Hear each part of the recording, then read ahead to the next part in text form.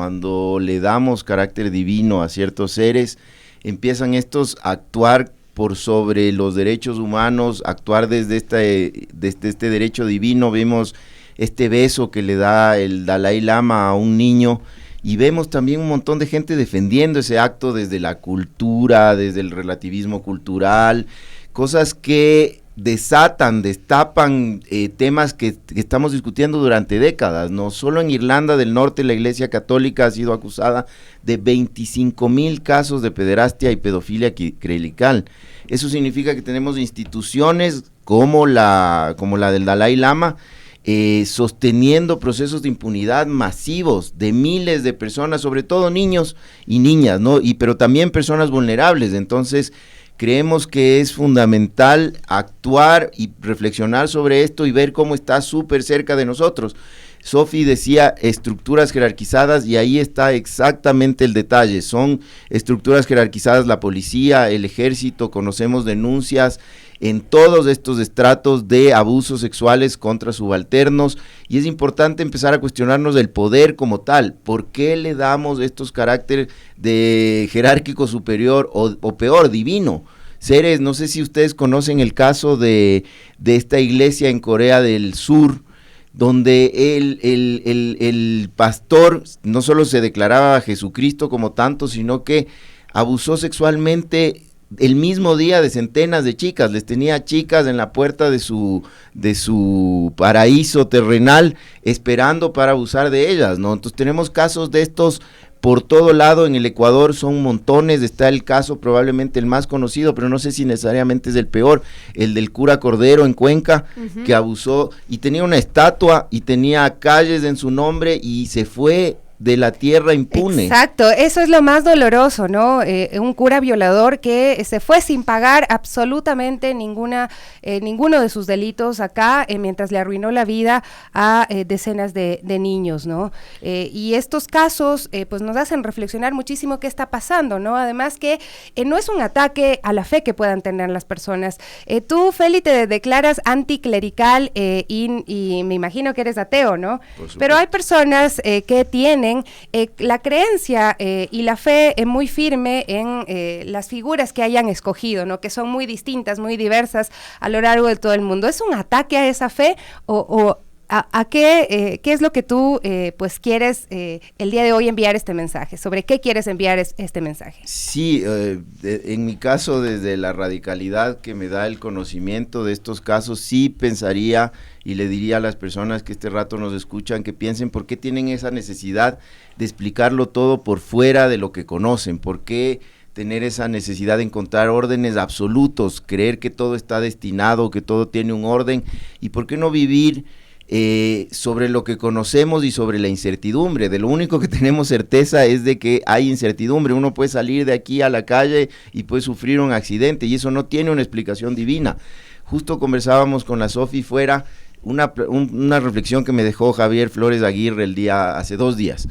¿Por qué la Iglesia Católica, después de recibir centenas de miles de acusaciones de abuso sexual contra niños y niñas y monjas, por qué no cae? Si a cualquier empresa privada, a cualquier institución le acusan de haber protegido a más de un agresor sexual, esa institución colapsa. Y es por la necesidad de la gente de tener esto que tú has llamado fe, estas explicaciones totalizantes de la realidad, donde todo está predeterminado.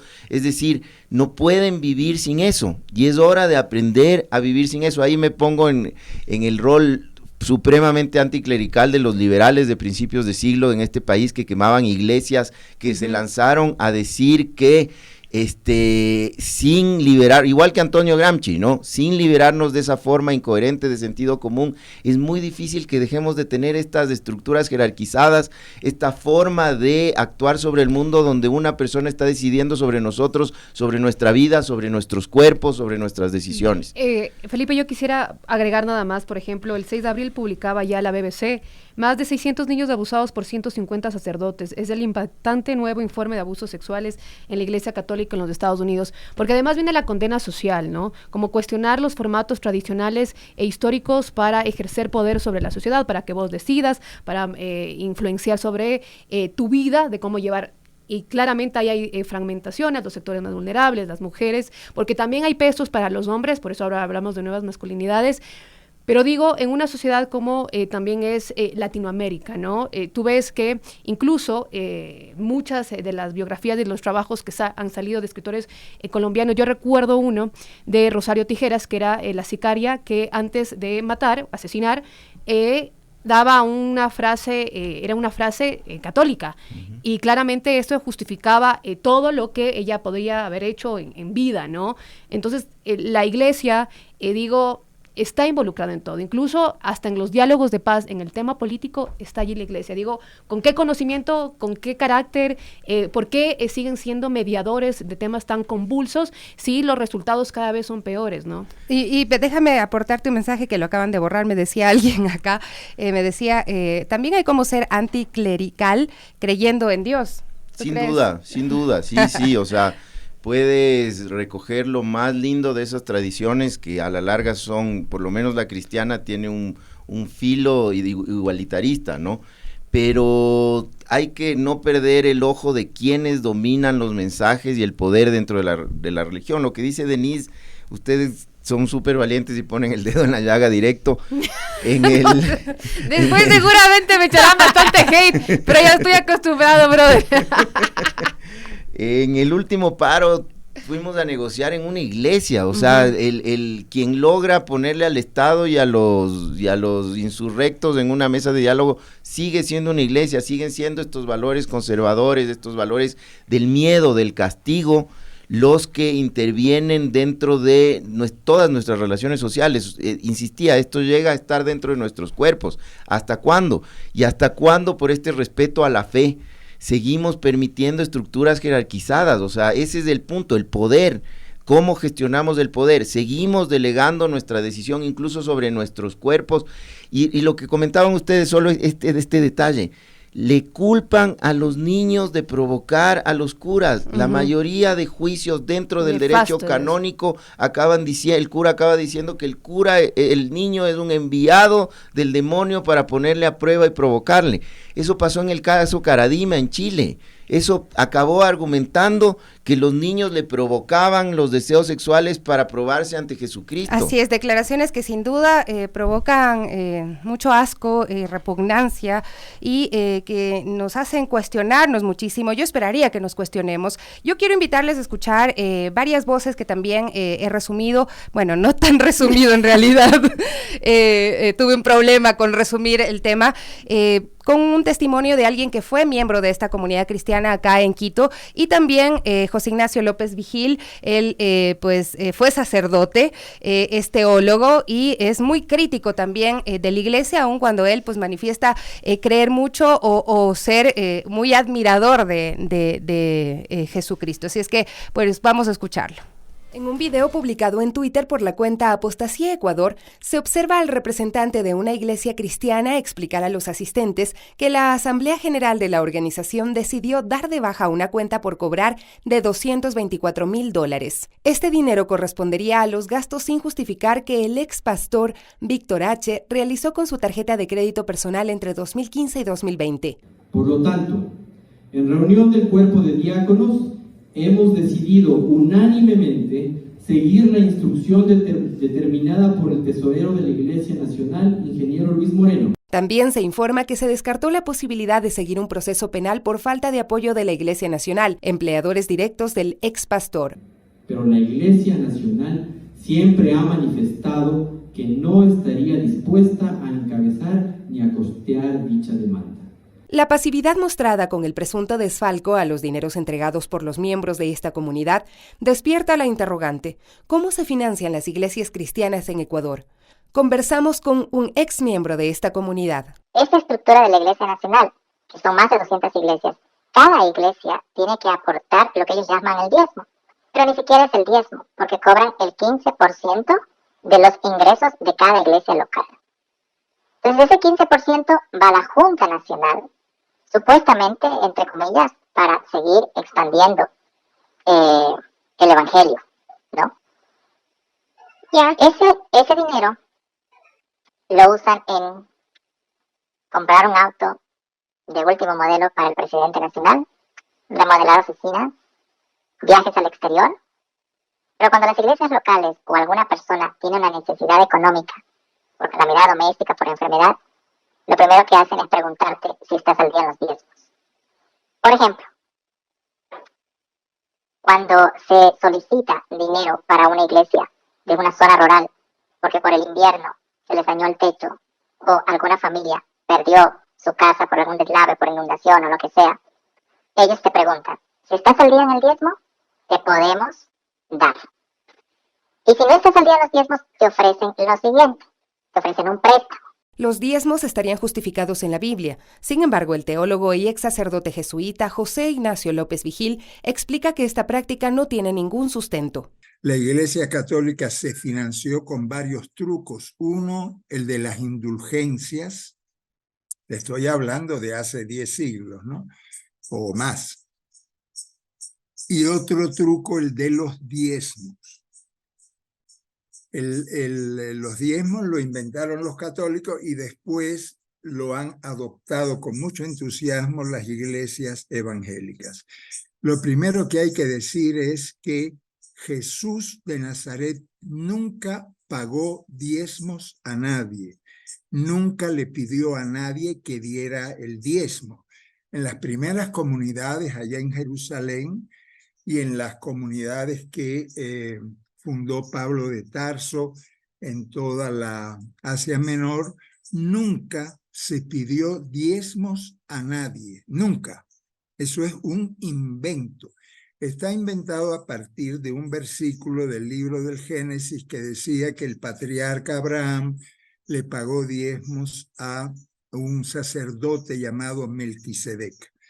En el Antiguo Testamento, no en Jesús, en el Antiguo Testamento sí existía la costumbre del diezmo para una de las 12 tribus, la tribu de Leví, que no tenía tierras, y entonces las otras 11 tribus ayudaban a los levitas con los diezmos. Las iglesias de distintas tendencias mantienen estructuras jerarquizadas. Adoptaron este modelo desde el siglo IV, explica López Vigil. La iglesia está jerarquizada, las evangélicas y sobre todo la católica, que es la más jerárquica, porque interpretaron absolutamente al revés el mensaje de Jesús de Nazaret.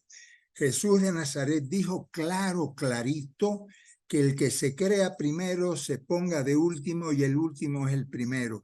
Que en la comunidad de Jesús nadie está por encima de nadie, no hay jerarquías. En la comunidad de Jesús, en las comunidades que fundó el mismo Jesús, no hay jerarquías. Después, exactamente en el siglo IV, se cambió totalmente el mensaje de Jesús y se convirtió a la iglesia, en este caso la católica, en un imperio. Y el Papa ya no era un representante de Jesús, sino era un emperador.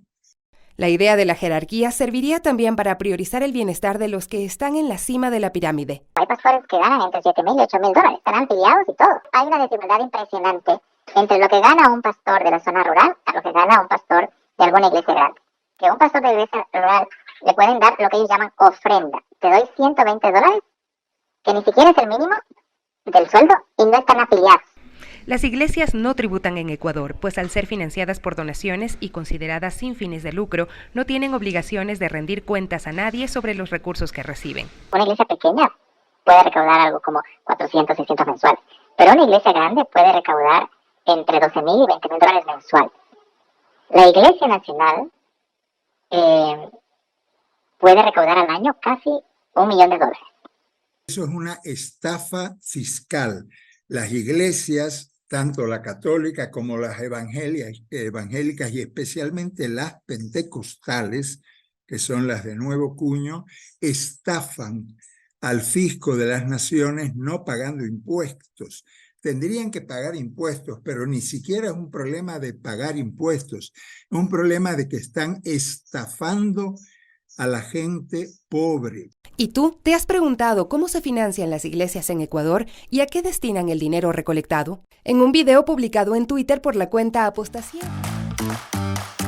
Me dicen que tenemos que hacer una pausa y comentamos, así es que, por favor, quédense ahí con los comentarios en la punta de la lengua.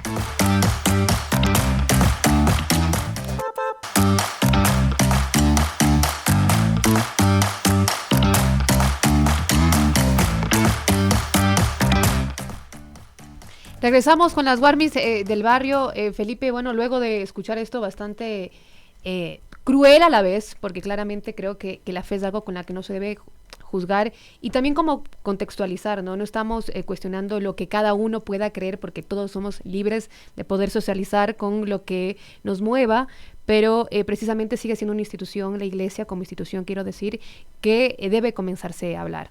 Totalmente. Bueno, yo primero quisiera resaltar la valentía de las personas que decidieron dar este testimonio, ¿no? De las personas que grabaron la asamblea esta en donde se aprueba permitir un delito, ¿no? Se aprueba la apropiación privada de recursos públicos. ¿Qué es lo que está detrás de esto? Cuidar el nombre de la iglesia, cuidar el nombre del negocio, cuidar el nombre de esta máquina de producir dinero y de producir conformidad. Entonces, en vez de intentar recuperar ese dinero, los contadores de la Iglesia Nacional, de la matriz de esta iglesia, les sugieren, les aconsejan dejar eso por cobrar y seguir con su negocio porque van a poder producir mucho más. Y le sacan al ex pastor por infiel y no por haber desfalcado estos recursos de las donaciones que puedan haber hecho los aportantes. Exactamente, y esto lo que revela, mi Sofi, es que hay una lógica de empresa. Y entonces, como dice el ex religioso, ¿por qué no pagan impuestos? ¿Por qué no muestran sus cuentas transparentes en cómo recogen el dinero, en qué lo usan? Porque esto tiene que ser un velo. ¿Por qué la persona que nos da esta información tiene por miedo a las represalias? Porque empresa, mafia, ¿no es cierto? Por miedo a las represalias tiene que esconder su identidad. ¿Qué es lo que estamos viviendo? ¿Quiénes son estas personas? Recordemos a Juliana Campoverde, que fue asesinada por un pastor, asesinada por una de estas personas que dicen ser seres divinos, seres de luz, que nos traen la paz, la alegría, y lo que en realidad hacen es, uno, estafar. Todas las personas de esta iglesia de Puembo están siendo estafadas porque sus directivos no están haciendo lo que deben hacer para recuperar el dinero que recogieron de su trabajo y su esfuerzo. Pero hay todos estos otros casos de impunidad, todos estos abusadores de mujeres, estos abusadores de niños que circulan libremente y en impunidad. ¿Por qué no se les toca? Y ahí yo debo diferir un poquito con Denise. Es hora de poner en cuestión la fe. Ni siquiera hay registros históricos de la existencia de Cristo. No existe. Los romanos eran prodigiosos en el rigor con sus archivos. Y entonces se instalan verdades absolutas, la Biblia es intocable, no se puede hablar mal de un pastor, como tú dices, a este pastor concreto que le pillaron robando, no una cifra de su tarjeta de crédito, no una cifra menor, son $200,000. Entonces, es un montón de plata. Exactamente. ¿En qué se gastó $200,000 un pastor? No se supone que viven en la frugalidad, en el rigor. ¿Qué es lo que está pasando con nuestra sociedad?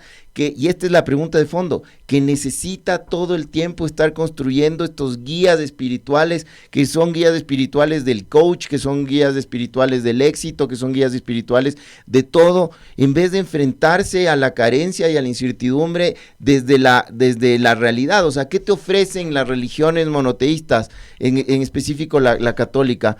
Que sufras en esta vida, porque cuando te mueras después de haber sufrido, ahí sí vas a ser feliz. No podemos ser felices ahora. Porque tienes que seguir sufriendo para alcanzar algo, ¿no? Exacto. ¿Y por qué llegar a la iluminación a través del sufrimiento, del castigo, del autoflagelo, de la privación del placer? ¿Por qué necesitamos de eso? Insisto en la pregunta del Javier Flores Aguirre, es un historiador increíble, léanle todas las semanas en El Expreso.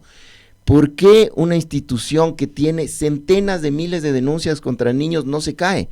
Porque hacemos esta diferencia, no topamos la fe. Yo les invito, ya es hora de que topemos la fe, es hora de que construyamos la verdad sobre la base de la crítica, de que cuestionemos el sentido común. El sentido común es, como diría Gramsci, un compilado de incoherencias que dicen, no, pero la iglesia es una cosa, y como dicen con los chapas cuando matan a sus mandan a matar, exacto, con los policías. Ya tuvimos problemas, ya demandaron a nuestros compañeros por usar ese término. Mi querido Feli, muchísimas gracias por acompañarnos el día de hoy. Tenemos enseguida a Elizabeth Otavalo para hablar también cómo va el caso de este juicio en contra de un policía y que precisamente develó todo lo que es una estructura jerarquizada, también como la policía, que tú ya lo mencionabas, y es que pasa continuamente en todas las instituciones que son jerarquizadas, que tienen a alguien por encima del otro y que no les permiten decir cuando las cosas están mal. Y hay algunas recomendaciones que nos dicen por acá, nos dicen, hay una serie argentina ganadora del Oscar, denuncia los mecanismos y prácticas de estas iglesias y cómo adquieren poder. La serie se llama El Reino, creo que vi la primera temporada, sí me pareció muy interesante.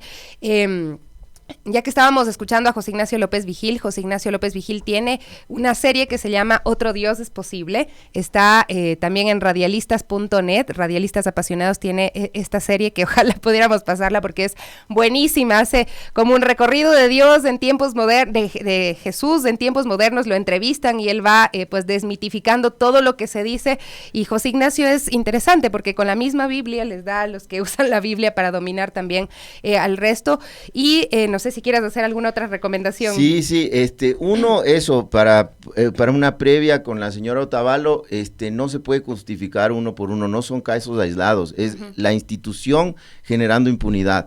Dos, ya que estamos recomendando películas, En el Nombre del Señor en Netflix, La Chica del Vaticano en Netflix, y hay una serie que recoge los casos de pederastia clerical con muchas de las personas que han luchado contra la pederastia clerical. Este rato no me acuerdo, pero yo le paso a la Sofía en cuanto tenga.